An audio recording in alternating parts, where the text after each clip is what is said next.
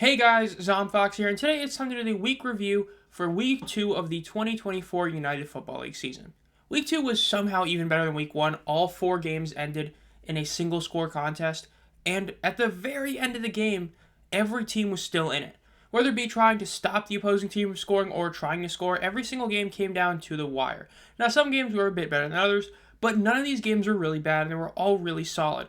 And in terms of the ratings and attendance, well, there was a mixed bag. Some of it was really good, some of it was pretty terrible. So let's just get started by looking at a quick review of the scores of all 4 games. Now, the Brahmas Showboats ended 2019 Brahmas over the Boats. Then the Renegades barely lost a close one against the Battlehawks 27-24. The Stallions edged out the Panthers 20-13. And the Defenders beat out the Roughnecks 23-18. Pretty much all of these games were really solid, with the only one that wasn't really that great a game being the Brahmas Showboats. That was mainly just the end of the action. But even that one was still a very entertaining game, especially at the very end of it. And even though it did cause one of the, sadder stories of the week, and that is the fact that both their starting center, Alex Millette and Dee Strooing, are both going to be out for a while, with Dee Strooing potentially being out for the season, and Alex Millette being out for at least 5 weeks, and the kind of shocking release of TJ Vasher. So let's just get started with that game. Now that game, when you look at it on the stat sheet, this is when you can pretty much actually tell a lot of what happened during the game. Essentially, it was the Brahmas just kept on getting penalized the entire game, very undisciplined. Basically, 10 yards per penalty, 14 penalties is the easy way to view it. 14 penalties is not a good thing, especially for 142 yards. But they were able to stay in this game because they were able to stop the Showboats in the red zone. Now, yes, some of it was red zone inefficiency by the Showboats, mainly a pretty bad fumble late in the game. But as you can see by Matt Coughlin's 4 field goals, and the fact that the Showboats went only 1 of 5 from the red zone, they got stopped very short of the red zone. 22-yard field goals, you're talking about like less than 5 yards away from scoring a TD, so that was able to keep the Brahmas in it. And the Brahmas were able to score 20 points in the final quarter, with 2 touchdowns coming in the final minute of the game. Because of that, they were able to get the W. Chase Garbers went from looking just okay to looking incredible in the fourth quarter. And even though the rushing attack was pretty lackluster because they couldn't really use it, they were still able to hold Darius Victor in check, and even though he looked a lot better than he did last week, Vito still doesn't look the same. The big question mark is that the Showboats did not utilize T-Will basically at all the run game, which is a big shocker. So that was the first game of the week. Now, the second game of the week, you had the Battlehawks versus the Renegades, which I would argue was probably the best game of the week. This was a close game throughout the entire contest. It ended up coming down to basically one team missing a field goal, one team making a field goal. The Renegades were able to get a good drive going, but then they missed a slightly long field goal with barely 2 minutes left, which allowed the Battlehawks to go down the field and kick the game-winning field goal with no time remaining. Quarterback-wise, this was a great duel. Both Perez and McCarron looked incredible. I would say you could very much make a case either one was the better player. I personally think that Perez played a slightly better game, but that's no knock to AJ. They both played incredible this game.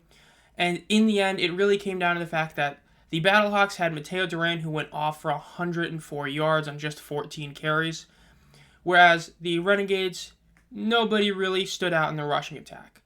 Now, that was the big difference. The fact is, on the stat sheet, it's pretty close and comparable. The Renegades were better at third down percentage, but the Battlehawks had more total yardage. So, it was a very close thing all in all. This was a very entertaining game and definitely the game of the week. A very solid one. It's a shame one team had to lose, and that team ended up being the Renegades in front of the Battlehawks. Now, the Stallions versus the Panthers was pretty much the easiest game to talk about. The Panthers were in this game basically because they had one incredible play to Marcus Sims. Marcus Sims caught a really nice pass from E.J. Perry and just took it an extra 50 yards for a touchdown. If you get rid of that, the Panthers' offense got absolutely held in check this game. If you eliminate that 96-yard or that 76-yard reception, the Panthers don't even put up 130 yards of offense.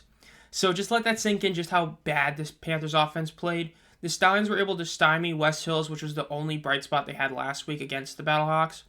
And even though the Panthers defense were able to keep the Stallions in check, mainly by doing just like the Brahmas did, were able to just stop them in the red zone.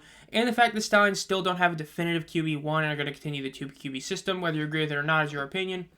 But yeah, this was a very, it was an entertaining game, but it was one of those where it was just kind of shocking that the Panthers were in it.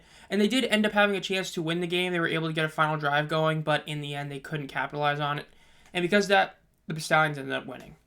Then the last game, when you look at the Defenders versus the Roughnecks, this was a weird one. This is one of those games that was, it was between two teams most people view as the 2 worst in the league, but it was an entertaining bout. Stat-wise, very, very similar. Almost identical in total yardage, but they both were pretty bad on third down percentage. And then, of course, it's just that just barely the defenders are able to get this W. The defenders basically did everything they could to lose the game, however.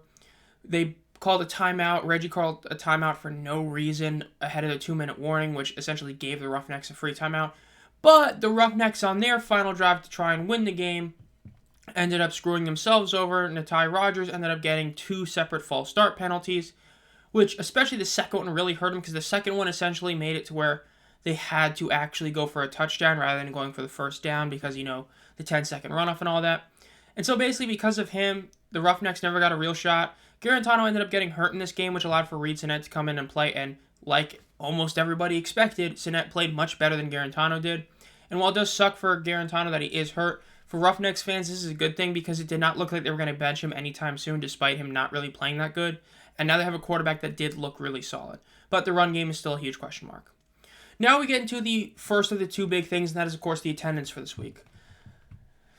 I hate to say it, but overall, this was a pretty disappointing week. Now, yes, the caveat is, of course, the St. Louis Battlehawks hit over 40K. This is a modern spring football record. We haven't seen numbers like this since, like, the 80s, and even then, we rarely saw numbers like this. This was a really good number, 40,317.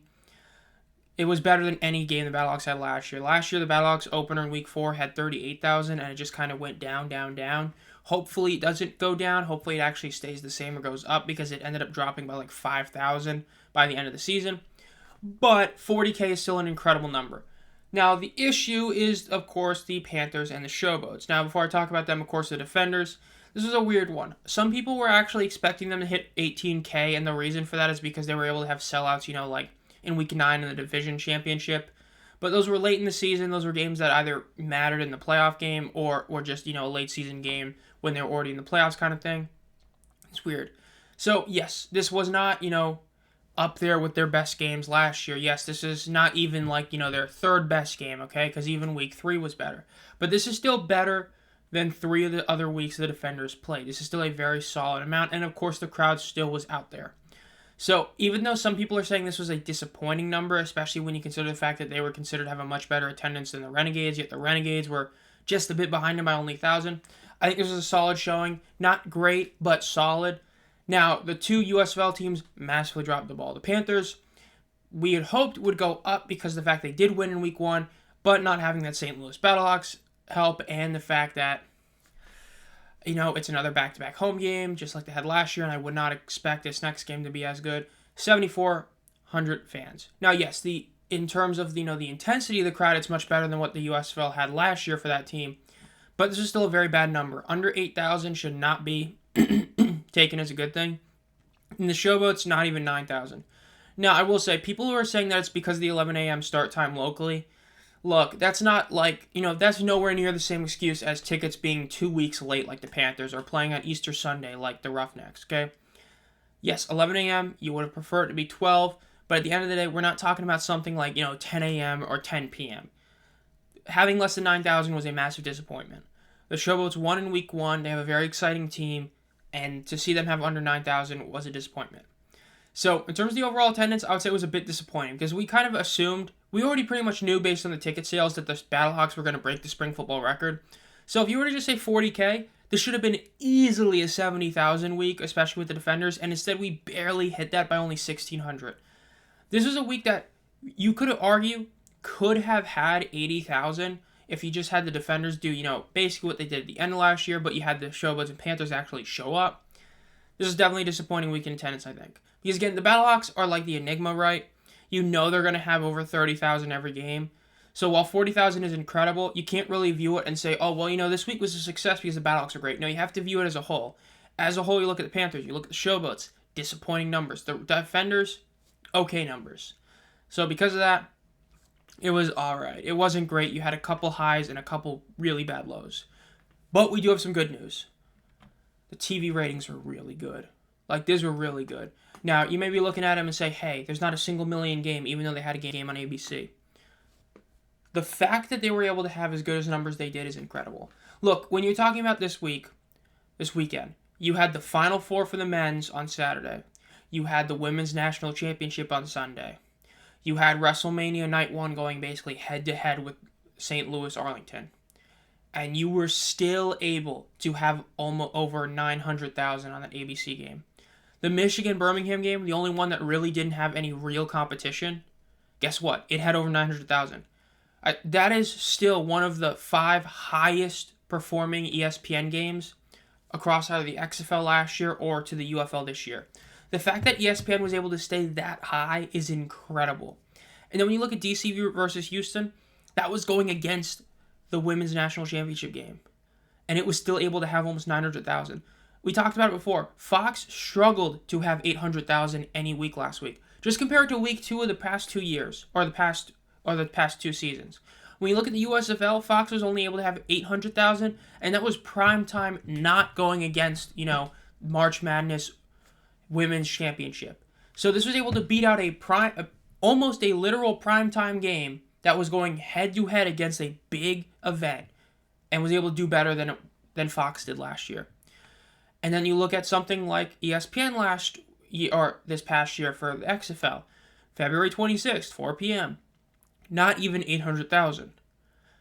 This is incredible. These numbers are really good. The fact that we were able to see this is just insane. Look, you had 4 separate games that had under 700,000 viewers last year across week 2.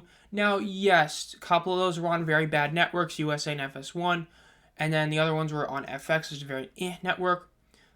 But you had all 4 games this week have over 700,000 fans or viewers, despite the fact that, again, massive competition. I think it was like 18 million people watched the college Women's National Championship. Of course, WrestleMania had a huge amount of people watching. So to be able to actually compete with, or not even compete, do better than the previous USFL and XFL seasons week 2 is a great sign. I mean, these aren't even close. The least viewed game on ESPN, the first one between Memphis and San Antonio, was only about like 70 or about 60-ish thousand below the highest viewed game from the XFL this past season. And then the USFL side of thing, it was only about 80,000. So you're talking about less than 100,000 fans away in one game from saying that every single game this week did better than any of the week 2 games the past 2 seasons. That's a good thing. The TV ratings were a massive success. Yes, the attendance, I think, overall was disappointing, but the TV ratings is a very good sign. It does show that there was a legit divide in people who only watch the USFL and XFL.